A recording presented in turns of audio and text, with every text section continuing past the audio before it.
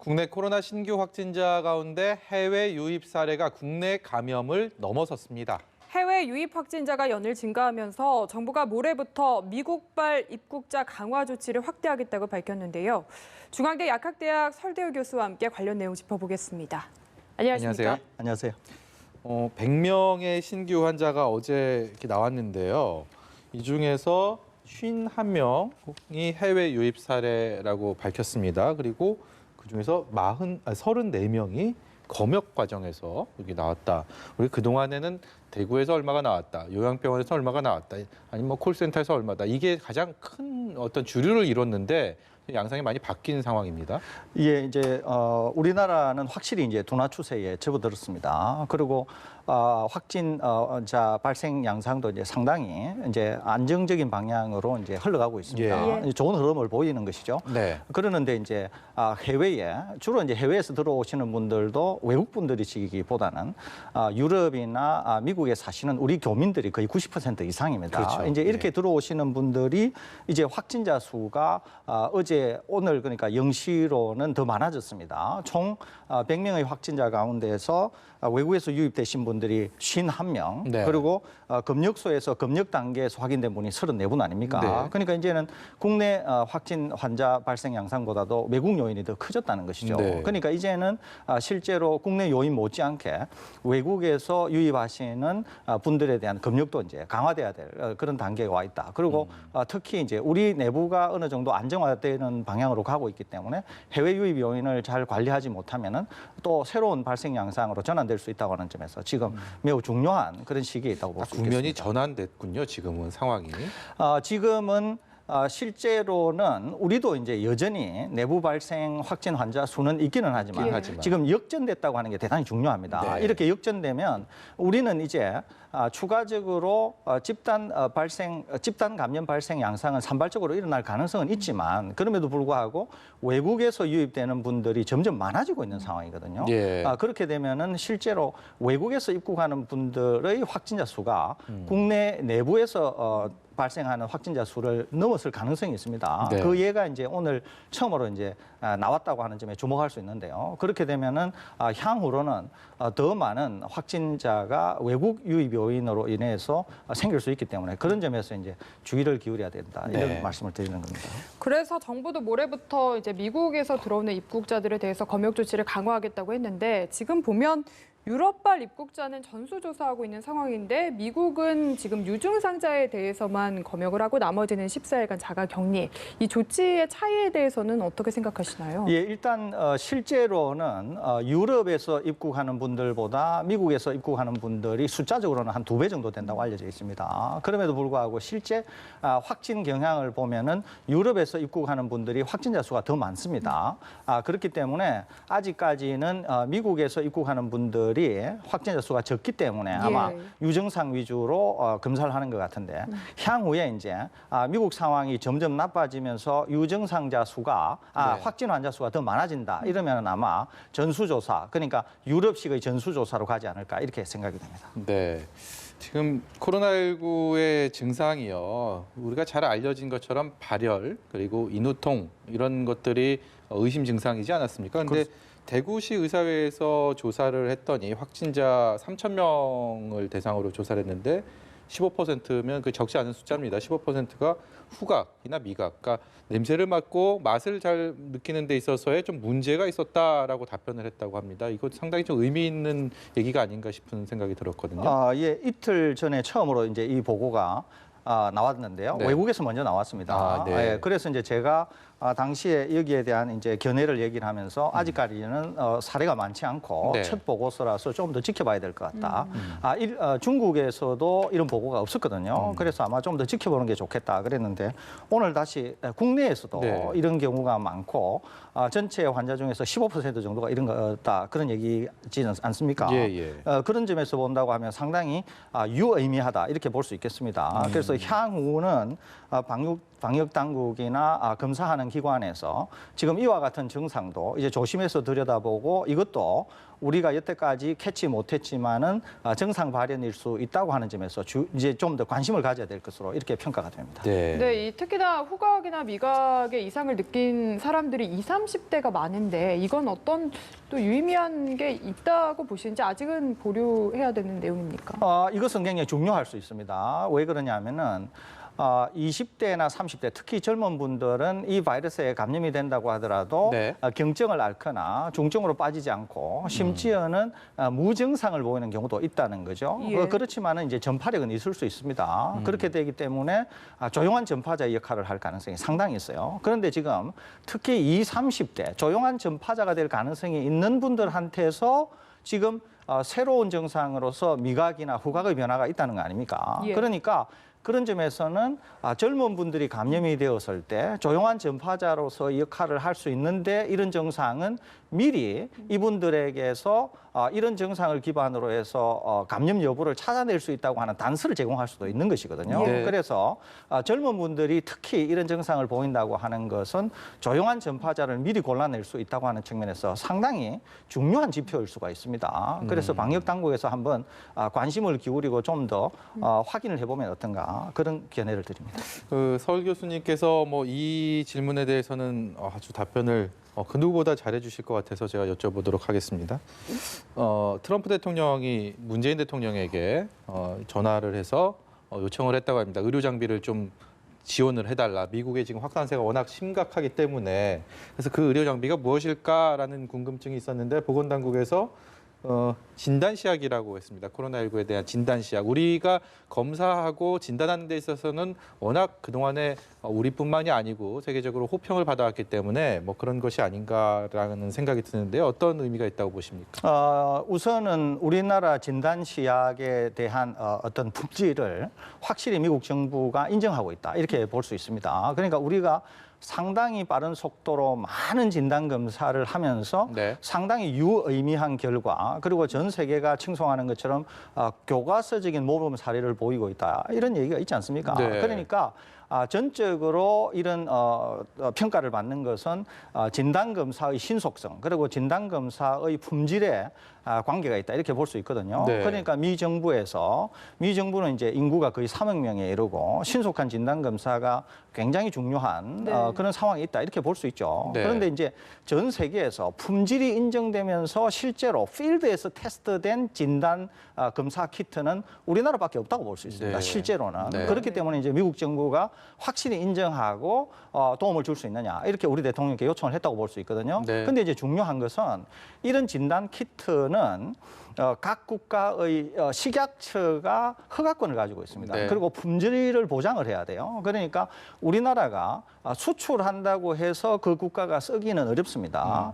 그렇기 때문에 그 국가가 확실히 우리의 식약처 같은 곳에서 품질에 대한 확인이나 승인을 해줘야 돼요. FDA 승인을 해준다는 거 아닙니까? 그렇습니다. 신속하게. 그렇습니다. 승인을 하지 않으면 사실은 쓰기가 어렵습니다. 그러니까 이제 우리 대통령께서 굉장히 잘 지적하신 거예요. 그래서 만일에 네. 미 FDA에서 허가를 내주고 네, 네. 대거 우리가 만일에 제공할 수 있다고 하면은 이것은 네. 우리 기업에게도 또 우리 기술과 관련해서도 또 미국 정부에게도 서로 간에 매우 유용한 그런 조치가 될 수 있다고 하는 점에서 상당히 이례적입니다. 미처 우리가 생각하지 못했던 네. 이례적인 것임에도 불구하고 미 대통령과 우리 대통령, 특히 우리 대통령이 굉장히 잘 제안을 하신 거고 그런 점에서 상당히 잘된 조치다 이렇게 저희는 평가할 뭐 수 있겠습니다. 그 분야에 종사하고 있지는 않지만 국민의 한 사람으로서 이 소식을 들었을 때 좀 자부심이 느껴지더라고요. 굉장히 좀 지금 굉장히 심각한 상황에 예. 다 직면해 있지만 좀 여러 이렇게 좋은 그런 감정들이 들어서 뿌듯했습니다. 제가 볼 때는 우리 국민이나 우리 정부가 뭐 굉장한 자부심을 가져도 될 만한 일입니다. 이것은 네. 왜 그러냐면은 미국이 웬만해 가지고 이런 특히 최고의 의료 기술을 가지고 있는 정부 기관이 그것도 네. 최고 책임자가 우리 정부에게 이런 물품을 요청한다 이런 것들이 뭐 있기가 사실 힘들거든요. 네. 네. 그런 점에서 본다고 하면은 우리의 기술이나 우리의 방역 체계 또 우리의 신속성 또 품질 이런 것들이 완전하다 이렇게 볼 수 있기 때문에 그런 점에서 보면은 뭐 우리 국민들도 충분히 자부심을 느낄 수 있다고 하는 네. 점에서 굉장히 뭐 환영할 만한 조치다 이렇게 볼 수 있겠습니다. 미국도 그렇고 덴마크 같은 경우에도 보건복지부 장관이 우리나라의 코로나 진단 키트를 거부를 했었나 봐요. 이에 대해서 치명적인 실수였다라는 표현을 쓰면서 국민들에게 사과를 했는데 그것과 함께 좀 이야기를 하고 싶은 게 이 덴마크의 대응에 대해서도 좀 초반에 실수가 많았다라는 이야기들이 있어서 국가의 선제적인 대응 같은 게 이런 감염병 사태에서 얼마나 중요한가 이 부분을 좀 저희가 이야기를 해보고 싶은데요. 우선은 뭐 초기 대응이 이런 감염병과 관련해서는 거의 뭐 전체 국면을 결정합니다. 예를 들면 지금 미국 같은 경우에도 초기에는 미 대통령께서 조금 안일하게 대응한 측면이 있습니다. 네. 그래서 4월에 기온이 높아지면은 뭐 자연히 소멸할 수 있을 거라든지 또는 독감 정도기 때문에 뭐 걱정 안 해도 된다라든지 뭐 이런 말씀을 처음에 하지 않았습니까? 예. 그러면서 신속 진단과 같은 것은 엄두도 못 냈던 시기가 있었습니다. 그런데 이제 막상 네. 환자가 거의 뭐 한 5만 명에 육박하고 네. 그다음에 이제 사망자도 워낙 많이 나오고 경제도 지금 뭐 엄청나게 어려움을 겪고 있지 타격이죠. 않습니까? 예. 제가 미국에 9.11 테러가 있을 때 미국에 있었는데요. 그때 9.11 테러가 있었을 때도 미국이 지금 같지 않았습니다. 그 엄청난 지금이 더 심각하죠. 그렇죠. 예. 그럴 정도로 지금 이제 심각하다는 네, 거거든요. 교수님. 예, 네덜란드 같은 경우에는요. 이제 지금 확진자 수가 거의 4,800명에 이르고 사망자가 우리의 거의 2배가 되는 200명이 넘습니다. 예. 그러니까 네덜란드는 인구는 또 우리의 반도 안 되거든요. 그렇기 때문에 네덜란드가 초기 대응에 얼마나 실패를 해서 지금 얼마나 어려움을 겪고 있는가 하는 것을 단적으로 알 수가 있는 네. 것이죠. 그러니까 이제 네덜란드 입장에서 봐서는 그때 한국의 진단 키트를 수입을 해서 그때 한국처럼 빠른 진단을 했더라고 하면 이런 희생을 내지 않았을 텐데라고 하는 그런 뼈아픈 실책이 있다는 거죠. 네. 그런 점에서 아마 네덜란드의 총리가 이런 말씀을 한 게 아닌가 이렇게 생각이 됩니다. 네. 우리의 진단 키트에 대해서는 참 자부심을 가져도 될 것 같은데 지금 보면은 우리나라 자체에서도 워낙 진단 건수가 많고요. 또 지금 해외에서 들어오는 입국자들도 전수조사하는 경우도 있고 진단 키트가 굉장히 많이 쓰이는 상황 아닙니까? 그래서 저희가 한 차례 마스크 물량 부족을 겪었다 보니까 혹시 또 진단 키트도 뭔가 수급에 문제가 생기진 않을까 하는 걱정도 합니다. 저는 뭐 그런 걱정은 안 하고 있습니다. 지금 예. 우리나라에서 이 진단 키트를 만드는 기업이 최소 한 7곳은 될 거예요. 그리고 이제 대부분 일부 회사만 제외하고는 대부분 국내에서 원료품들을 다 이제 공급을 받을 수가 있습니다. 그러니까 충분히 우리가 이제 기업도 많고 또 이제 충분히 만들 수 있는 역량이 있기 때문에 상당히 검사 물량이 많다고 하더라도 키트의 부족은 없을 것 같고요. 오히려 검사를 하는 기관, 그러니까 검사를 하기 위해서는 이제 어떤 장비가 필요한데 예. 그 장비를 이제 이렇게 구동하는 오히려 그런 기관들의 이제 과부하가 걸릴 가능성이 있지. 키트의 공급은 크게 문제가 없을 것으로 생각이 됩니다. 지금 말씀하신 키트라는 게 코나 입속에서 이 검체를 채취해 갖고 그것이 코로나19의 양성이냐 음성이냐를 판단하는 그 시약을 말씀하시는 거죠?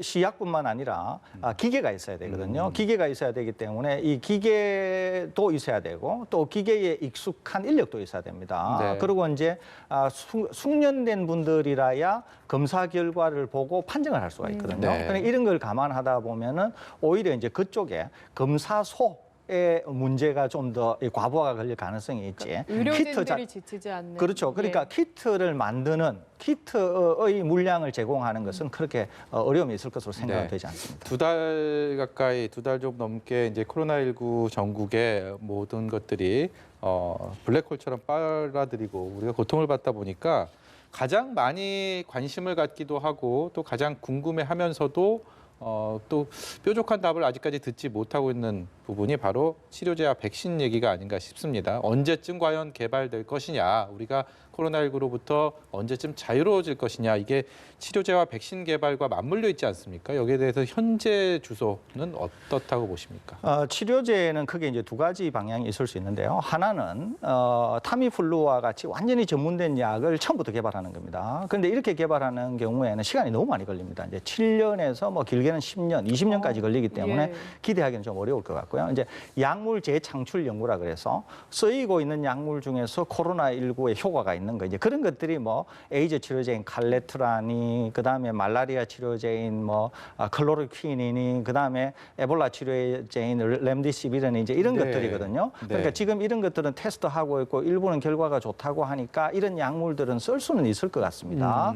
또 다른 하나는 백신과 관련된 건데 백신도 이제 개발하는데 워낙 시간이 많이 걸립니다. 그래서 지금 이제 영국, 미국 또 중국에서는 대폭 이제 시간을 단축하기 위해서 동물에서의 안전성, 동물에서의 실험을 건너뛰고 바로 백신을 이제 인체에 투여하는 지금 연구를 진행하고 있거든요. 예. 네. 그럼에도 불구하고 백신이 나오기에는 시간이 좀 걸릴 것 같습니다. 최소한 한 2, 3년은 걸릴 것으로 생각이 됩니다. 그런데 이제 의미 있는 연구 개발이 우리나라에서 지금 일어나고 있습니다. 제가 볼 때는 세계적으로도 상당히 경쟁력이 있고 개발이 된다고 하면은 상당히 안전성과 효과를 갖출 수 있을 것으로 일단 과학적인 견지에서 보면 그런 제품이 하나 있는데 지금 개발 단계인데 상당히 개발에 가속도가 붙었습니다. 그게 혹시 DNA 백신 말씀하시는 는 건가요? 아닙니다. 아닌가요? DNA 백신도 아니고 제조합 백신도 아닌 어떤 항체 기반 형태의 백신이라고 부를 수도 있고 치료제라고도 부를 수 있는 그런 두 가지 역할을 동시에 할 수 있는 제품이 개발 중인데 지금 상당히 연구가 많이 되어 있고 네. 경우에 따라서는 이미 안전성이 어느 정도 확보되어 있을 가능성이 있기 때문에 이와 같은 경우에는 정부가 도움만 준다고 하면은 정부가 도와준다는 전제하에서 네. 그래서 상당히 많은 단계를 뛰어넘는다고 할 경우에 제 생각으로는 향후 6개월 정도 되면은 사람한테 테스트가 가능할 것으로 생각이 돼요. 네. 그리고 이것은 이미 사람에게 있는 것으로서 안전성이 확인된 걸로 만드는 거기 때문에 실제로 만들어지기만 하면은 상당한 효과도 있으면서 상당히 안전할 가능성이 많습니다. 그리고 실제로 에볼라에도 이와 같은 치료제가 있는데 이미 에볼라에서도 같은 개념의 약이 상당한 효과가 있는 것으로 또 안전성이 있는 것으로 이미 확인된 바가 있거든요. 예. 그래서 이 기업이 개발하는 것이 제가 상당히 주목을 하고 있는데 그런 점에서 본다고 하면은 속도도 빠르고 전 세계 누구와 경쟁해도 현재 그 단계에서 뒤지지 않기 때문에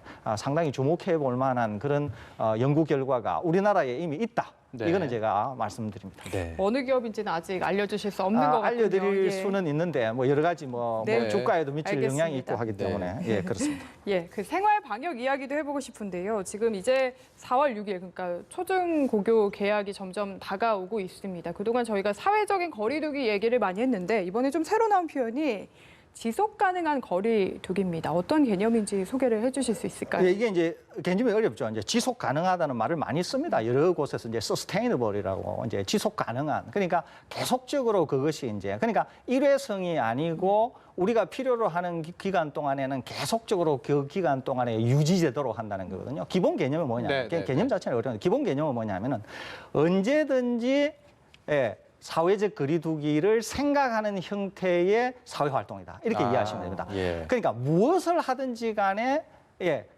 사회적 거리두기를 기본 개념을 갖고 행동한다. 이런 겁니다. 가령 예를 들면은 내가 산책을 한다. 이렇게 할 때도 사람이 붐비는 것보다는 사람이 안 붐비는 곳을 선택해서 산책을 한다. 또는 내가 식당을 가야 된다. 이렇게 얘기를 할 때도 식당에 가서도 사회적 거리두기를 염두에 두고 자리에 앉는다. 또는 지하철을 탈 때도 붐빌 수밖에 없지 않습니까? 예. 그럼에도 불구하고 그런 붐비는 공간에서조차도 언제나 사회적 거리두기를 생각한다는 거예요. 그러니까 모든 행동에 있어서 그러니까 모든 어떤 시간, 네. 모든 어떤 장소 이런 데에서 항상 사회적 거리두기를 염두에 두고 행동한다. 이게 이제 지속 가능한 거리두기다. 이렇게 이해하시면 되겠습니다. 흔히들 옷깃만 스쳐도 인연이라고 했는데 좀 한편으로는 서글픕니다. 그런 사회적 거리두기가 이렇게 이제 우리 사회에 고착화되는 이것도 일상화되는 그런 상황을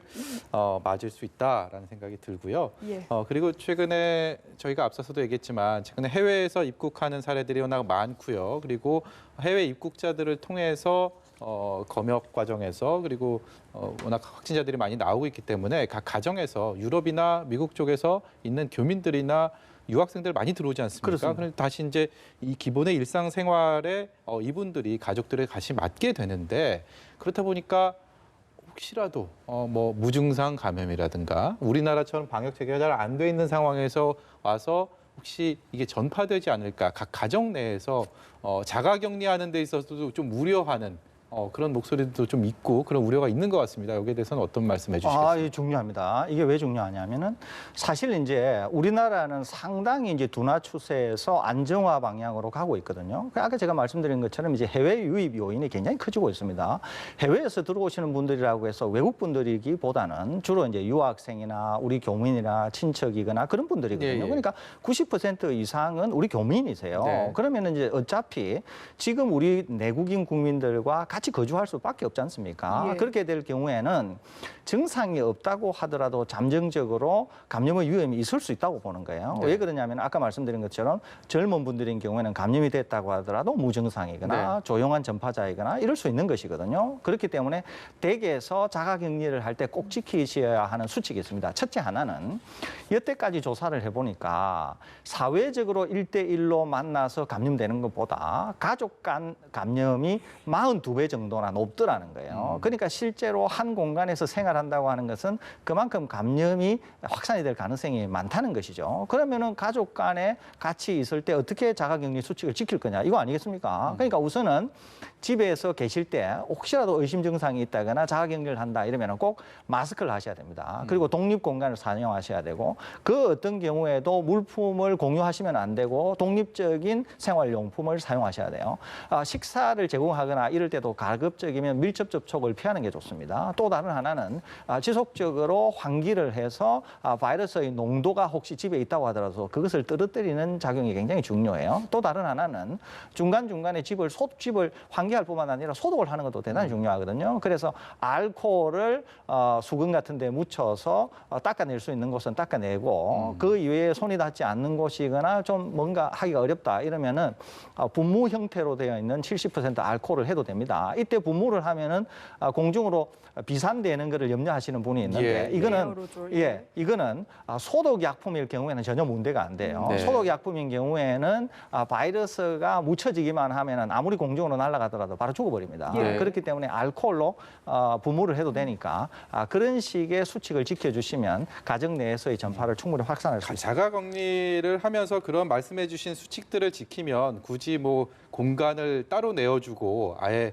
주거 공간을 여기서 격리돼 있고 있던 사람들은 나가고 이럴 필요는 없는 거 아닙니까? 그럼에도 불구하고 이제 밀접 접촉을 하면은 네. 밀접 접촉을 통해서 또 직접 접촉을 통해서도 이제 전파가 될 수 있기 때문에 네. 가능하면 이제 독립적인 공간을 권해드리는 겁니다. 네, 오늘 말씀 여기까지 듣도록 하겠습니다. 지금까지 중앙대 약학대학의 설대우 교수였습니다. 고맙습니다. 감사합니다. 감사합니다.